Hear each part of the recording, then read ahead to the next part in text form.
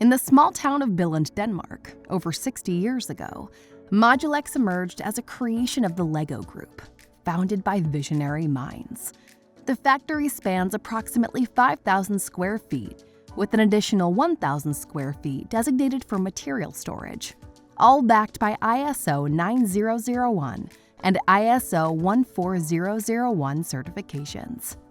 Modulex is known for its pioneering role in the industry, along with its commitment to manufacturing excellence. Today, Modulex's presence extends across more than 300 cities and 45 countries. The factory unit here in Billund is a separate unit within the Modulex group. This means that we are more or less a complete company. We are selling to Modulex sales units around the world, but we're also selling to independent companies, non-Modulex companies, sales units around the world. We have approximately 110 known customers. Some buy nearly everything from us, some buys only when they have a project that just matches the Modulex Billund products. So that's really depending from country to country and partner to partner. We have, as mentioned, more or less a complete company. This means that we have a marketing department, a small marketing department. They are also helping sales units partners with graphics, so they are experts in the graphics part as well. We have customer service function, so we have 4 people sitting ready to take orders in from the different sales units, partners. Most of the orders comes in through a web tool that we have created. Actually, 75 to 80% of the orders comes in that way. But the customer service, they also help sales units to make the orders complete and make sure that they are actually ready to go into production. Once they have checked the orders, they will actually send them into our production system, which is called Navision. And within Navision, we will take all the necessary calculations on the orders and make sure that we have the raw materials that we need, the spare parts that we need, and so on for manufacturing this order. Otherwise, the orders will be split into bits and pieces. And when we come to production, you will also see that in the first parts of production, we're actually not looking at a complete custom order, but the individual pieces that needs to be manufactured for the different orders. So twice a day, we are printing out what we call routing cards, explaining how the different product or bits and pieces need to be manufactured and what color, what length, and so on. This is all handled by our logistic department or purchase department. They make sure that we always have the needed raw materials on stock. They purchase the bits and pieces that we are not manufacturing ourselves. We are not working with steel at all, and we are not working with plastic molded parts, so we are buying that in for stock and make sure that we have enough on stock for the orders. So we are constantly calculating on what is expected to be needed the coming 2-3 months in order to be able to deliver. We have a standard delivery time. Complete orders with graphics, with assembly and so on is 13 to 15 working days. Some of our partners don't use us for the graphics. They buy the bits and pieces and do the graphics themselves. Those orders are 8 to 10 working days. And then we have vinyl graphics for window, wall, floor, and existing signs. This is 3 to 5 working days for delivery time. So we don't know that many weeks ahead what to be produced. So it's a very short period of time where we can actually know what we have to do. In our technical department, we have our own construction. So we have people who can take care of constructing new product lines for us, but also customized signs. So when we are talking what Modulex Billund here is able to do, it's more or less 4 different types of products. It's our standard modular sign systems, which we are well known for, which is all manufactured here in Billund, where you can build up more or less any size of sign within some different product families. That is one. And then we have the possibility for partners or sales units to be their own product designer, so they can choose between rather large number of different materials, which from they can actually create any shape or size of sign they would like. And when they have chosen the material, they can actually afterwards choose different installation methods to be added to it. So you be your own product designer is the second one. We call it web cost because you can do it within our web tool that we're offering for our partners. Then we have vinyl graphics for window, floor, wall, and existing signs. This is the third leg, you could say, from the factory here. And then finally, we have actually customized products where we need to do a new construction, do new drawings, and so on, and create a quote for client or customer. Lastly, we have in our technical department, we have one person taking care of developing this web tool. We have a local company helping us, but we are handling and controlling it from one function in Billund as well.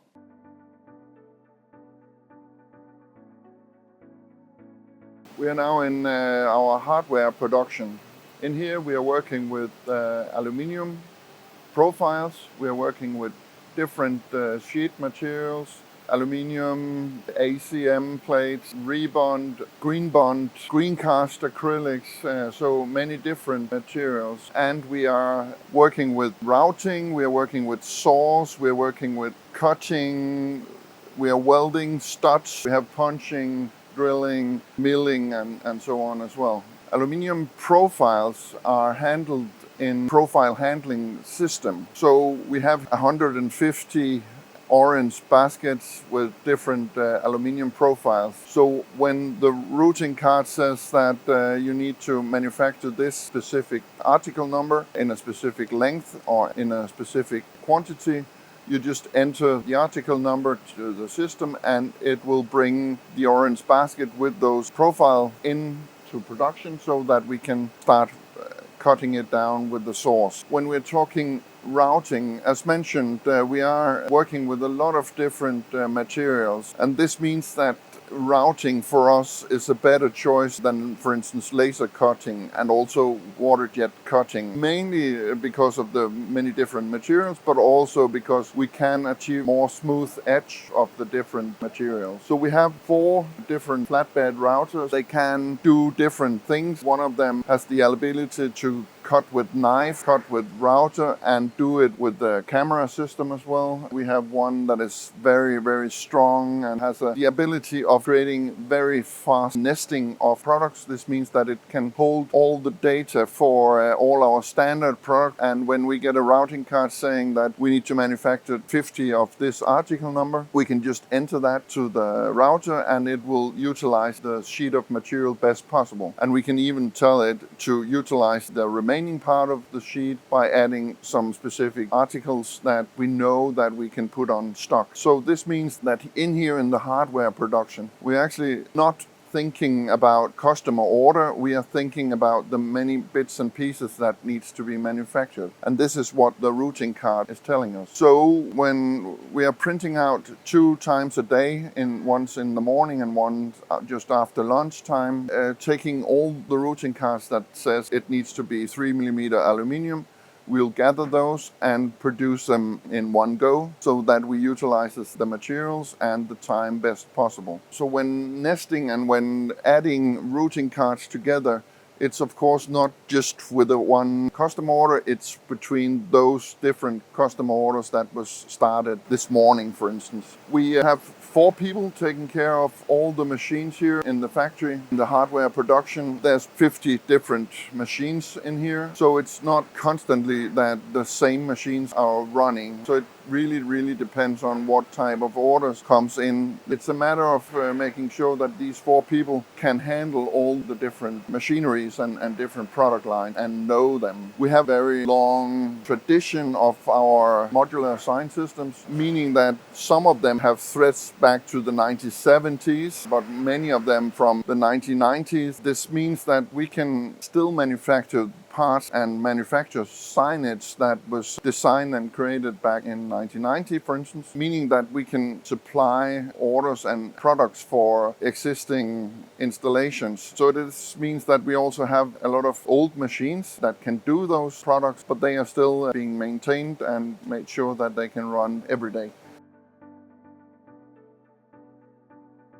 So after panels have been routed or cut out or welded and so on, all the panels will move ahead to the painting department. In the painting department, the first step is the pre-treating of the aluminium. We are making the aluminium ready to receive the paint. So the pre-treatment has two jobs to do. It has to prepare for the adhesion of the paint, but it also has to give the aluminium a good outdoor durability, so protecting from corrosion. So we are preparing a hang for the crane system with all the aluminium parts that have been manufactured the last 2 or 3 hours, and we are creating a hang that matches those products that have been manufactured during this time. So the crane system will bring all the aluminium parts through different baths. There are actually 12 different baths here and an oven system.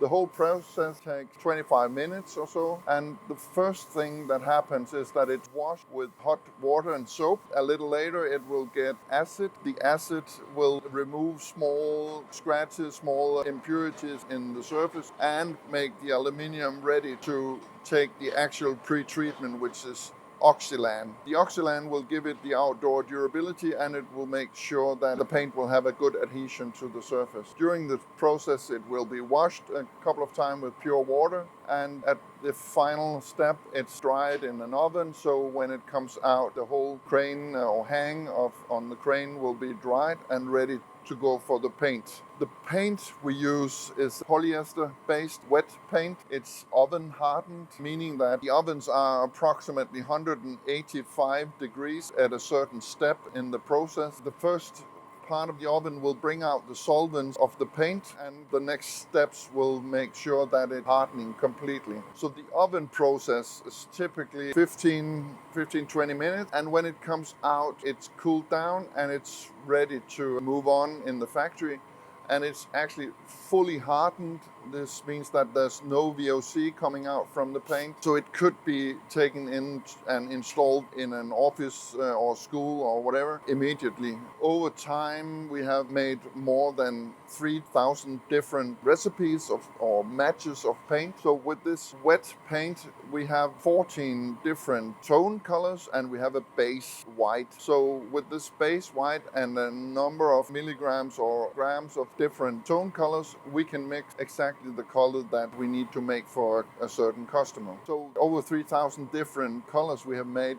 We have a recipe and a hard copy of each and every one, so that we can redo the exact same color. We can of course match the normal color references like RAL or NCS. We can also match a lot of the Pantone colors. I would say that Pantone can be a bit tricky because Pantone actually chooses to change their colors. So if you have matched, for instance, Pantone 203 back in 1982, and you now want to do the same color, Pantone has changed the color, but we actually want to produce the exact same that we did back in 1982, because we want to be able to supply the exact same color to the existing customer. So that's why we have in our web tool, we're actually showing that the year that this Pantone color was matched. So you can see if it's a quite new match or if it's an old match.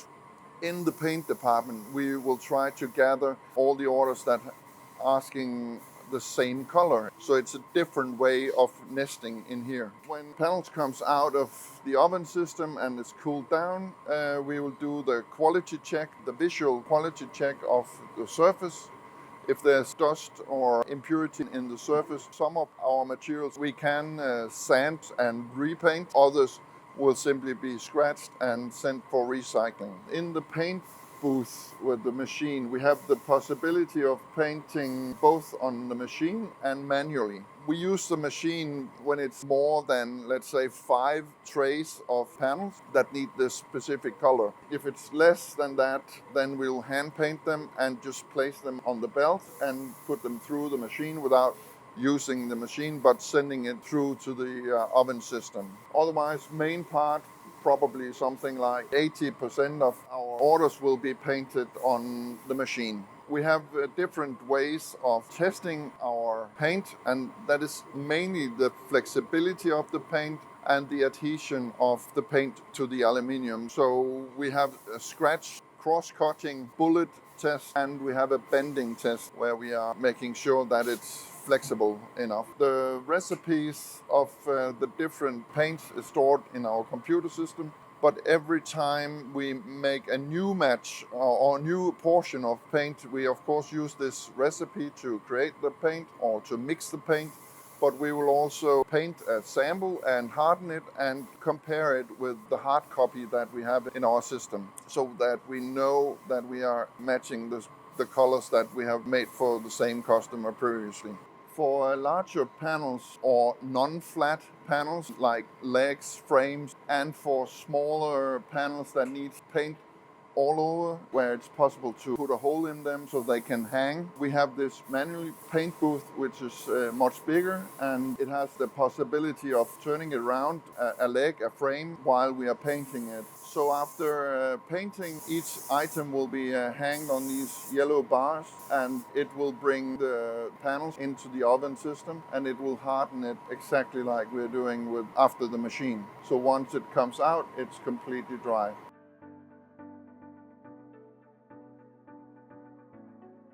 So after painting, there are two ways out of the painting department. Either the panels go directly to our finalizing team, mainly if our customer don't want us to do the graphic, then we are gathering all the bits and pieces and sending that to the client. The other reason could be that it's vinyl graphics. Vinyl graphics will be added also in the finalizing team, but the actual vinyl will be produced in our graphics department. So the other way out of the paint department is into our graphics department. In the graphics department, we are working with 4 different graphics or texting technologies. We have UV printing directly onto the surface, the painted surface. With the UV printers, we have the ability to print white, and this means that no matter what of those more than 3,000 colors the customer has chosen and we have painted in, we can create the white base for the CMYK colors by adding the white ink first. So the printer will add the white ink, and then just immediately afterwards it will add the CMYK colors. CMYK colors is the same that you have in your office printer. Just with our printers we have more than those 4 colors. We have a light version of cyan and magenta, and in one of the machines we have a gray, a light black you could say, and a red, in order to create more colors. The UV ink is cured by UV light. This means that as soon as a drop of ink is placed on the surface of the aluminium, it will dry up using the UV light. This means that these type of ink, they are placed on the top of the material, so you can actually feel it. With eco-solvent inks, which we also have, typically it's printed onto a print media, a vinyl or paper or so on, and there the ink will actually go into the surface and you cannot feel it. But these printers will typically need a white background. We also have white ink for them, but it's typically printed onto a white substrate, so you don't need to add the white ink. We also have vinyl graphics, where you have pre-colored vinyls from different brands. We try to have 3M 100 series, Avery 800 series, 900 series. We have MacTac 8900 series and 9800 series. And we have Oracle 751 series. Plus we have some others that have been purchased for a specific project over time. So we have today probably around 900 different colors on stock.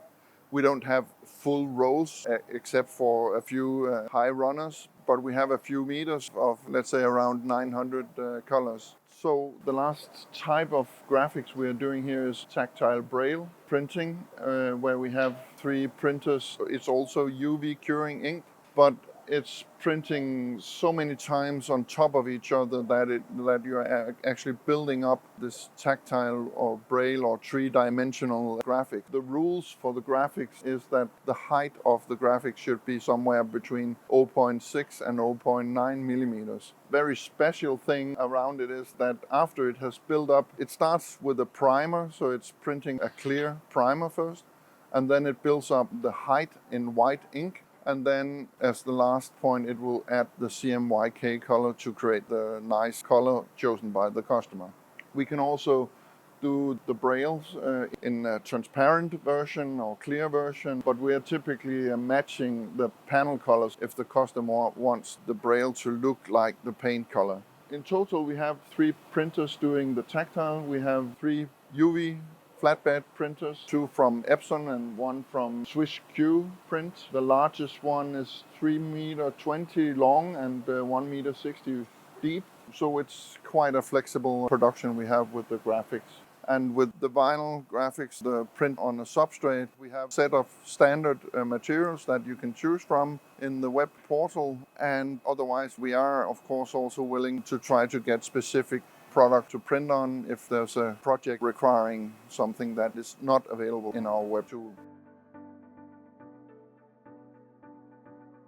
After painting and graphics, we come to the finalizing team. And in the finalizing team, we're actually taking all the bits and pieces that is needed for a customer order and changing it into an actual customer order. So this is where the transition from the bits and pieces that are manufactured during the different processes and together with materials, products, parts that manufactured from sub-suppliers like plastic molded parts, steel parts and so on, which we are not handling in the factory here. But they are on a stock level, ready to be used. So we take out all the parts, stock parts that is needed for a custom order and gather it together with the products that are manufactured for the order. And all these parts are put together, assigned, maybe added some vinyl graphics text, which is done in finalizing team as well, and assembly the signs and put them into boxes so that they are ready to be shipped around the world or wherever they need to go. We have divided it into interior area and an exterior area because the exterior signs typically fill up more space and need more or different types of packaging material. So we have a team that will be doing the texting, doing the assembly, and checking according to a PDF which comes from the customer showing all the different signs in that specific order, and they make sure that everything is there, check off on the delivery note and get the box ready for shipment and sending it to our shipping department. Otherwise they have some functions where they are gluing, bending, adding VHB and so on, so that's a part of the finalizing in the factory. We also have a little team taking care of adding illumination, internal illumination in the signs, needing that. So they add the LED strips or LED plates or whatever type of illumination we are talking about. And they have all the customized signage they are doing the assembly and creation of. And they do custom gluing and stuff like that.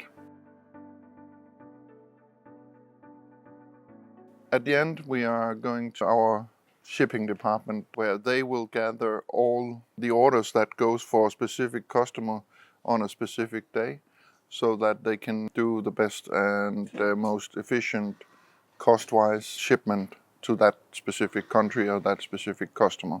They also have cardboard box machine so that they can do cardboard boxes in customized sizes. We are actually never doing 2 orders that are the same, so we are constantly in need of special size cardboard boxes. Once the order is picked up by the lorry and the shipping company, the shipping department will actually also do the invoicing and finalizing the job in our production system Navision. And then it goes out and hopefully in a perfect condition to the different customers around the world.